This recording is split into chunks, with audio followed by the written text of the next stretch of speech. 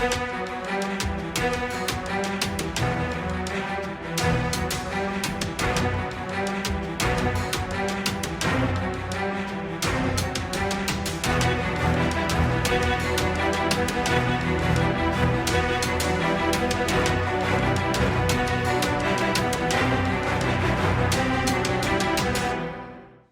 साहेबांनी बोला आमच्या आता जे होणार घडणार त्याला आरोपीला आम्ही शिक्षा देण्याची फाशी शिक्षा देण्याची आम्ही कोशिश करू त्याला असे सांगितले त्यांनी. देऊ न्याय देऊ हवं त्याला, मयंकला न्याय देऊ, त्याला फाशीची सजा देऊ असं सांगितले त्यांनी.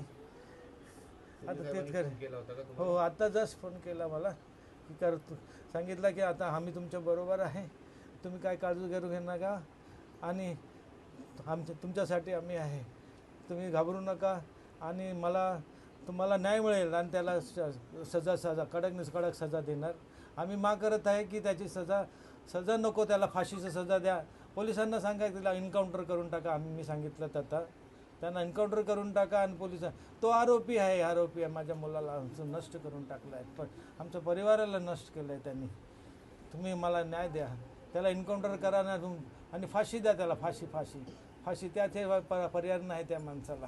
कारण की तो बाहेर फिरला, तुम्ही बाहेर सोडला 10 वर्ष पण दिला, ते सोडल्यानंतर परत तोच काम करणार आणि लोकांना मारणार परत, आणि लोकांना मारलाच जीव घेणंच राहणार त्याचं दिवशी आहे असं वाटतंय मला. माझ्या मुलाचं आयुष्य खतम करून ठार मारून चाकू धार चाकूने मारून टाकला. काय घ्या त्याची चुकी सांगा. एक दरवाजा बंद करायला सांगितलं, ते पण पब्लिकने सांगितलं दरवाजा बंद करायला ट्रेनचा. त्या ट्रेनचा दरवाजा बंद करण्यासाठी त्यांनी बंद करायला गेलं, बंद पण केला आणि त्यांनी उघडून जबरदस्ती त्याच्यावर भांडण करून जबरदस्ती हे कारण पब्लिकच्या ज्या आधारांनी त्यांनी बंद करायचं त्याच्या पब्लिक ऐकून त्यांनी बंद केलं ना. आणि त्याची काय गरज होती तर विवाद करून मला माझ्या पोराचा धारदार सूर्याने मौत करून ठार मारण्याची. ठारच मारून टाकला. माझ्या पोराशी जीव असा घ्यायचा. माझ्या पोरांनी काय केलं, हां काय केलं होतं, नुसतं दरवाजा बंद केला पावसाच्या प्रोटेक्शनसाठी. मला न्याय द्या. साहेबांना पण सांगितलं मला न्याय देण्यासाठी. ते प्रशासन करणार, न्याय करणार. सगळ्यांच्या माझ्या सगळ्यांचा विश्वास आहे, मला सगळ्यांचा विश्वास आहे. तर तुम्ही त्याला एन्काउंटर करून टाका आणि फाशीची सजा द्या. घडलेली घटना दुर्दैवी आहे. कोणत्याही आईवडिलांचा मुलगा तरुण एक त्याचं स्वप्न होतं, अगदी 23 वय, आणि स्वप्न बाळगून तो घरी येत होता आणि अचानक असं प्रसंग कोणाच्या आयुष्यात घडू नये.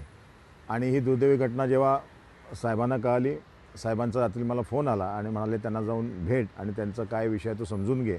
आणि आज आपल्याला कल्पना आहे की विधिमंडळाचं अधिवेशन आहे, असं असतानासुद्धा साहेबांनी मला फोन लावून द्यायला सांगितलं. मी त्याच्या वडिलांना फोन लावून दिला. त्यांनी त्यांच्या भावना आपण पण सगळेजण होतात या साहेबांकडे व्यक्त केल्यात आणि साहेबांनी सांगितलं जो काय न्याय असेल तो आम्ही त्याला मिळवून देऊ. वडिलांनी काय मागणी केली? त्यांच्या वडिलांची मागणी आहे की त्यांचा एन्काउंटर व्हावा. त्यांनी साहेबांना सांगितलं त्याला फाशी व्हावी. शेवटी ते जे योग्य असेल ते साहेबांनी त्या स्तरावरती तो निर्णय होईल.